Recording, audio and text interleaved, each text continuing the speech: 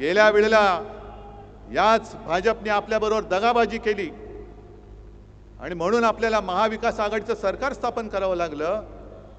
तेव्हा हेच काऊर करत होते, हिंदुत्व सोडलं, हिंदुत्व सोडलं। अरे आम्ही हिंदुत्व सोडूच शकत नाही, पण आज मला भाजपला विचारायचंय, तुम्ही का हिंदुत्व सोडलं? तुम्ही का बोलत नाही आहात? आणि माझी तर ठाम मागणी आहे, हे SIT BCT यांनी स्थापन केलेली थोतांड आहेत, ही नाटकं आहेत। एक एक विषय निर्माण झाले का दुसरा विषय काढायचा की पहिला विषय लोक विसरून जातात आणि मग त्याचंच भांडवल करायचं। आणि त्यांना माहिती आहे लोकांची मेमरी ही जास्त दीर्घकालीन नसते।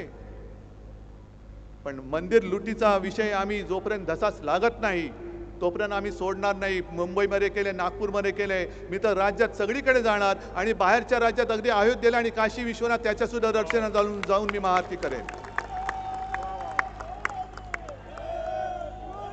कारण हिंदुत्वाला जाग माझ्या वडिलांनी आणलं, होय घराणेशाही म्हणा पाहिजे तर माझ्या वडिलांनी आणलेली आहे। त्यांनी जागा केलेला हिंदू तुम्हाला मी झोपू देणार नाही। आणि हे चौकशीची थेरं करू नका, चौकशीचे नाटकं करू नका। जर तुम्हाला प्रामाणिकपणाने याचा निकाल लावायचा असेल तर निवृत्त न्यायमूर्तींच्या अधिपत्याखाली चौकशी समिती स्थापन करा।